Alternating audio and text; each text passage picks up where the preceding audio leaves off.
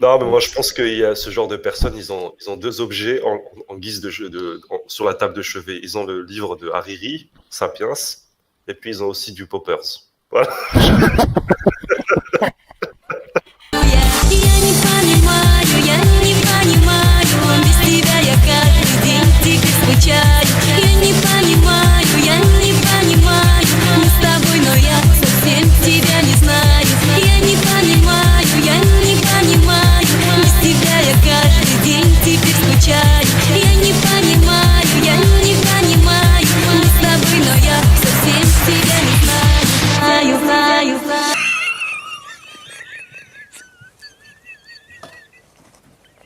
excusez. Et en fait, donc, d'où que dire que toutes les espèces aujourd'hui sur Terre seraient des descendants de ces petits mammifères qui auraient survécu à ce grand cataclysme mondial.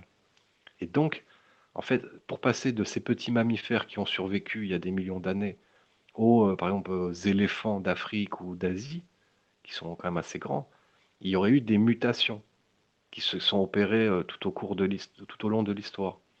Sauf qu'en fait, on n'a pas de traces de toutes ces mutations. Et d'ailleurs, il y avait un généticien, soi-disant généticien, qui était là le jour-là, Mhm. qui est généticien peut-être comme moi, je suis bouddhiste. Et,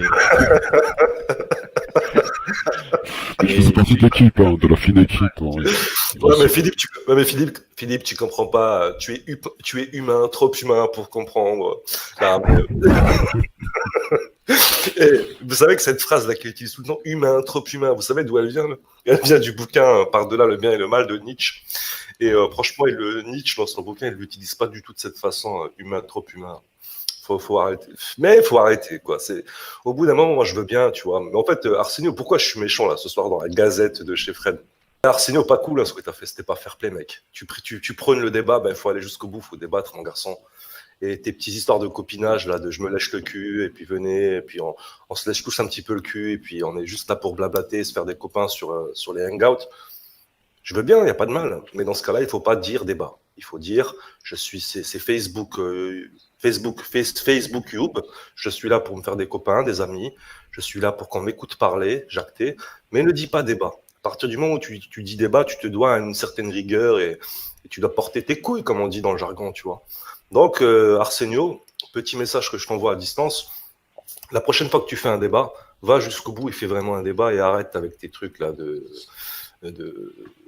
arrête. Sois crédible, mec. Il n'y a pas de souci. L'athéisme, c'est une idéologie et tu as le droit de la défendre si tu y crois, si tu y adhères, pas de problème. Mais va jusqu'au bout et arrêtez de vous fellationner tous là.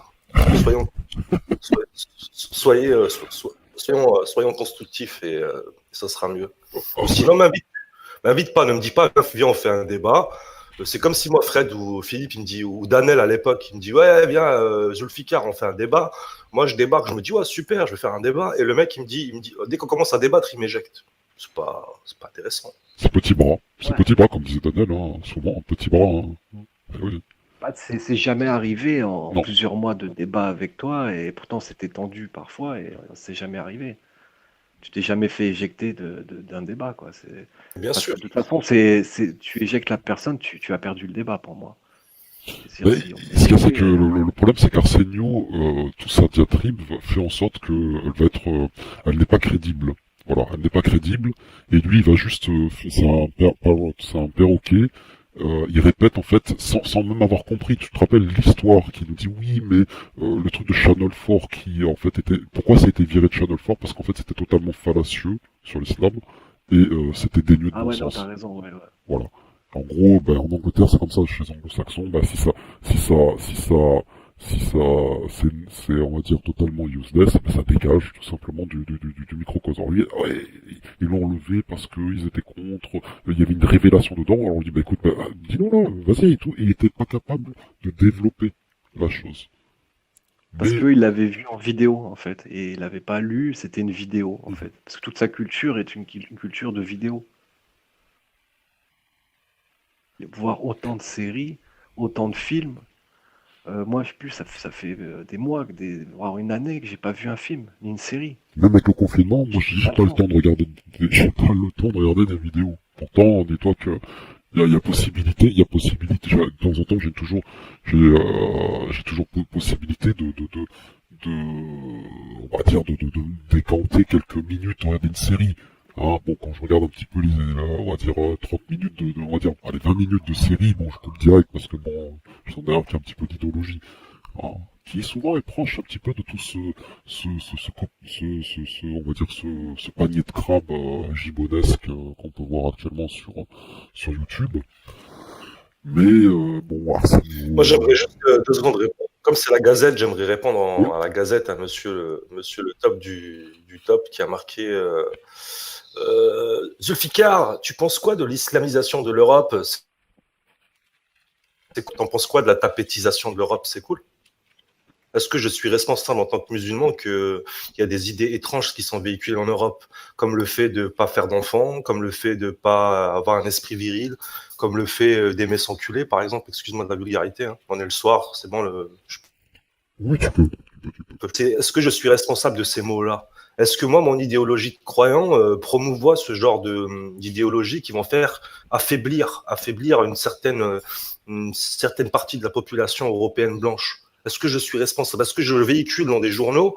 Est-ce que je suis à l'origine de la physique de l'homme blanc en Europe aujourd'hui? Non, mon garçon, le top du top. Alors réveille-toi, porte tes couilles, hein, fais des enfants, fais des marmots, éduque-les comme des hommes, prends-toi en main, écoute un peu ce que dit Fred Koiba de manière convenable, et puis tu verras, l'homme blanc, il n'aura pas peur de l'islam, il n'aura peur de personne. D'accord, monsieur le top du top? Voilà, c'était mon petit. Voilà. Puis, de toute façon, tu peux pas demander à une personne d'origine musulmane qu'est-ce qu'il en pense. Nous, on a fait ce sujet Eurabia pour montrer de toute façon que c'est au-delà des hommes. Toutes les personnes, les musulmans, quelle que soit leur religion, de toute façon, ne sont pas.